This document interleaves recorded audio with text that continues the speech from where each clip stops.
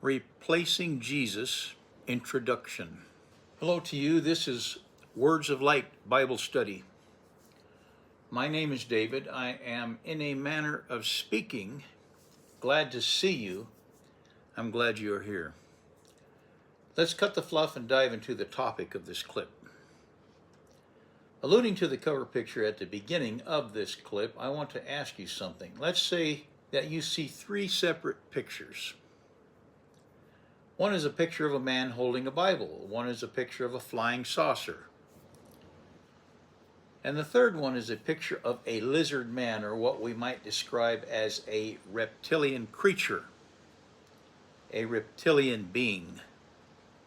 Which of these pictures are you naturally inclined to look at first? Which picture grabs your interest the most? The picture of the man clutching a Bible, or one of the other two pieces of eye candy? This question forms a foundation of something that needs to be discussed, so let us discuss it right here and now. The modern distraction.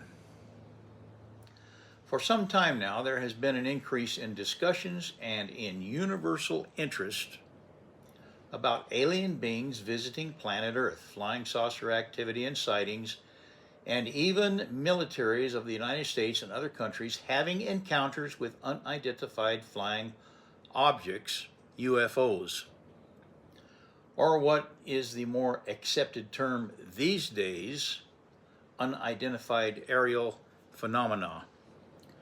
I sometimes wonder what agency it is or what assembly of people it might be who decide to bring new descriptors into play. You know, unidentified aerial phenomena replacing unidentified flying object or UFO. But however that might play out, we are now going to get to the actual purpose of this video clip. The book of Hebrews. From the book of Hebrews, chapter 2 and verse 1, and using the King James Version of the Holy Bible, I read, "Therefore we ought to give the more earnest heed to the things which we have heard, lest at any time we should let them slip." What is it within this verse that had been heard? When the author of this book says we must pay attention, closer attention, to what we have heard, the meaning is that Christians are to pay attention directly to the gospel message of salvation revealed through Jesus Christ. Also clearly stated in this verse is, lest at any time we should let them slip. Read the Bible. Pay attention to what you read. Perceive, grasp, understand.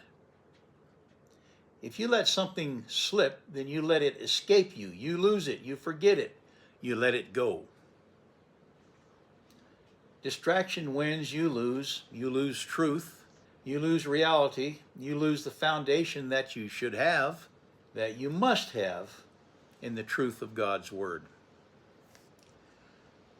The same verse, this time from the New International Version of the Holy Bible. I read it again. Hebrews chapter 2 and verse 1. We must pay the most careful attention, therefore, to what we have heard, so that we do not let it drift away. This is a warning to pay attention to. A warning to pay attention to. The vastness of God's Word. Let's look at Hebrews chapter 11 and verse 3. And, reading from the King James Version of the Bible, "Through faith we understand that the worlds were framed by the Word of God, so that things which are seen were not made of things which do appear." This verse declares that worlds were framed by the Word of God, not just one world. Some versions of the Bible use the word universe instead of worlds, again indicating something beyond a single world concept. Also in this verse, it is proclaimed that the worlds were framed by the Word of God. Jesus is the living Word of God. Are you reading God's Word daily? Can you begin to see the vast store of knowledge and truth that is woven into the words within the Word of God? I ask that because you can be assured that all knowledge is not truth.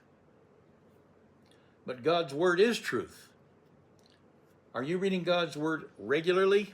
Or are you being distracted by things that tease your ears and feed your mind with information that causes you to turn away from God's Word? Human nature loves garbage rather than truth. Am I declaring to you that alien beings do not exist? No, I am not. Am I telling you I know for a certainty that alien beings do exist? No, I am not.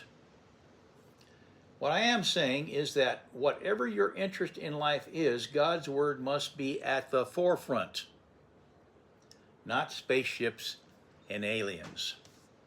The priority of the Word. Look at Psalms chapter 138 and verse 2 from the King James Version of the Holy Bible. It reads, I will worship toward thy holy temple and praise thy name for thy love kindness and for thy truth. For thou hast magnified thy word above all thy name.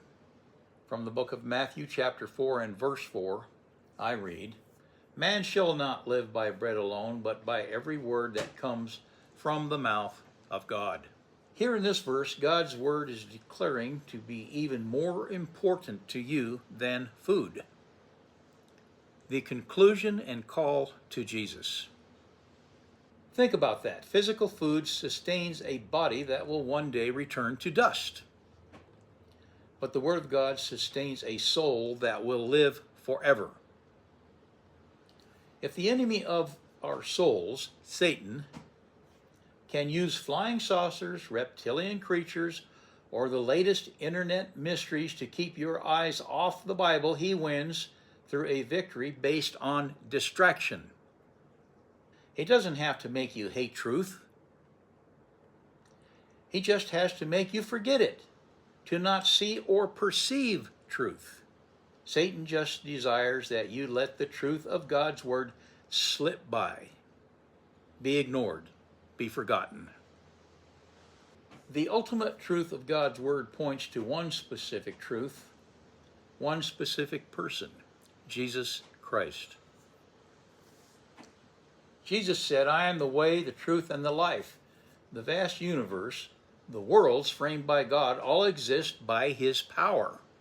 Why look to the skies for unidentified phenomena when the Savior of the world has already identified Himself, come down to earth, died on a cross for our sins, and rose again to give us eternal life? Don't let truth drift away.